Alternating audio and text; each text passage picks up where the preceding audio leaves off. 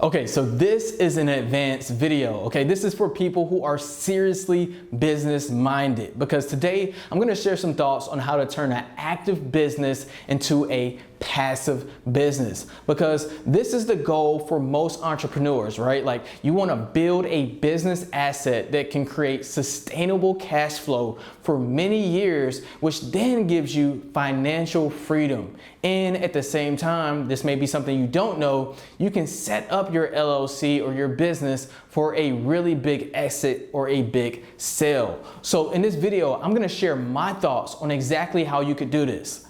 Stay tuned.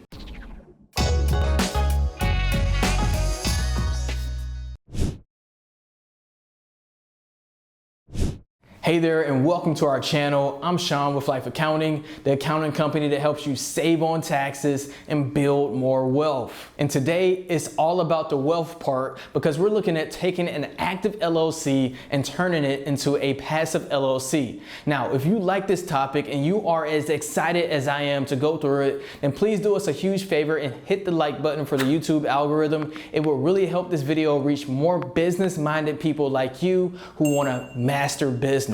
All right, let's go ahead and get started. So number one, let's define the differences between having an active LLC versus a passive LLC. So an active LLC or an active business, right? Like, we just keep saying LLCs because we have a lot of LLC owners who follow us and consume our content. But anyway, as an active business owner, that basically means that you materially participate in the operations of the business, which is something that you can confirm on your tax returns K1 under the statement, check if you materially participated in business activities. So being active is just that, right? Like, you are actively building a business, which if you're just starting off, then you are likely the one who is building the products, building the services. You may be participating in the sales and in the marketing of the product in the business. You may be recruiting people, or you may be managing different vendors and contractors, etc. So if that sounds like you, then you are an active business owner,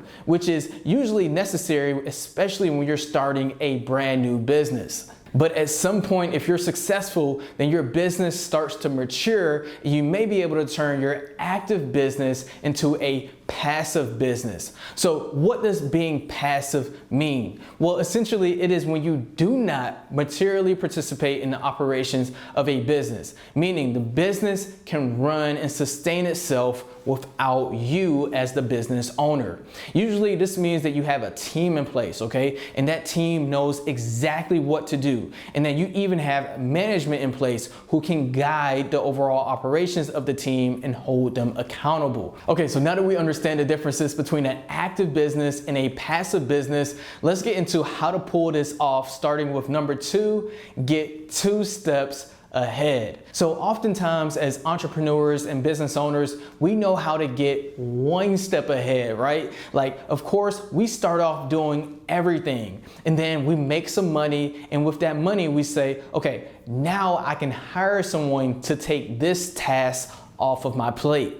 And then you make some more money and you're able to say, okay, cool, now I have enough money to pay this person to take this task off of my plate. And that's kind of like getting 1 step ahead. So you continue to do that again and again and again. And that cycle pretty much continues as you build your team and as you scale. And as you do those things, you start to become more efficient and your profits become larger.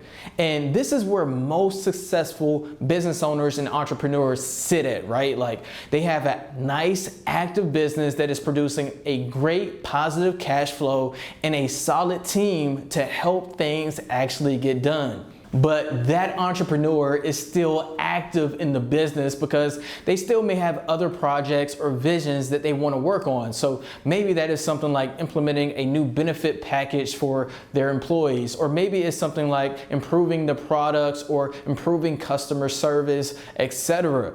But as entrepreneurs, if you really want to go from active to passive, then what you should consider is getting 2 steps ahead. So step one would be probably what you're already used to, okay? It would be hiring someone to do exactly what you are doing right now. Like have someone handle all the tasks you do today. And then step two would be hire someone that would do whatever you would do next, okay? Like if you're thinking about improving your products or your services or introducing benefits for your employees, hire someone who can do those projects for you. And so now you not only have someone who is handling what you're doing right now, but you also have someone who is handling what you would do next.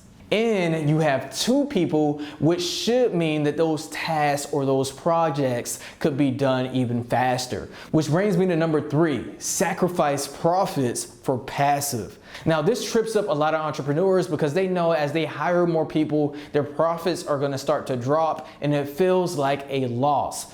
But it's actually a win. And let me help you discover why. Okay, I want you to ask yourself two very important questions. Number one, how valuable is your time? Okay, not theoretically, but literally, like how much are you paying yourself per hour to do the tasks that you actually do on a day-to-day basis? Let me make an extreme example, okay, so that you get it. Let's say that you have a mature business that profits $250,000 every year, and then you're spending majority of your time maybe leading meetings and holding people accountable, making sure people are doing the work that you pay them to do. And then on top of that, maybe you're doing some administrative work like administrating payroll, for example. You are basically paying yourself $144 per hour to do these tasks. But instead, maybe you could hire an administrative assistant to take care of payroll and accountability for $24 an hour. And then you can hire a manager to lead your meetings for $36 an hour. This would mean that your time is actually valued at $84 per hour. So objectively, your time is worth more than the task that you are doing. And at the same time, you can write off those payroll expenses that you're paying to hire staff to replace the tasks you're doing, which will help you get back 30 to 40% on taxes on the profits that you're sacrificing. Okay, the second important question to ask yourself is, would you ever consider selling your business? Because listen, when you have a passive business investment, it is much more attractive to investors. Okay, I want you to think about like venture capital funds who want to just buy a business and not worry about getting involved in the day-to-day operations of that business. So it actually makes your business worth more money when it is passive to the people who just want to write a check, pour more money into the business, and then watch it grow over time. And this is one of the reasons why I believe that software companies or app companies get bought out for millions and even billions of dollars, because the software can usually stand on its own with minimum owner involvement. So if you are looking to have a huge exit one day and sell your company for millions and even billions of dollars,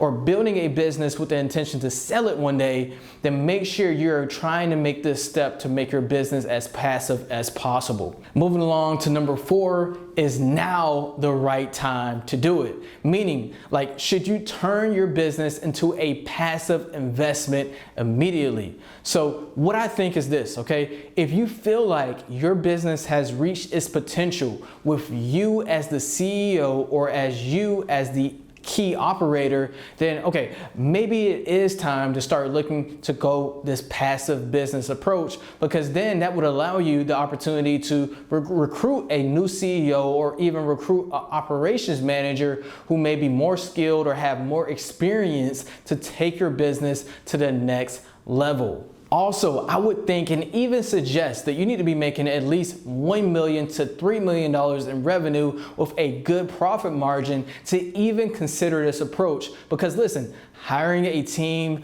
putting processes in place that are proven to work, recruiting key leadership is not cheap, okay? It takes money. You need money to hire the right people who have a great track record and strong work ethics. Okay, so good luck on your business journey. If you enjoyed this video, don't forget to like and subscribe. We always appreciate the support that you guys give us. Coming up next, we have videos on building wealth and tax strategies. So check those out if you haven't already, and we'll see you over there.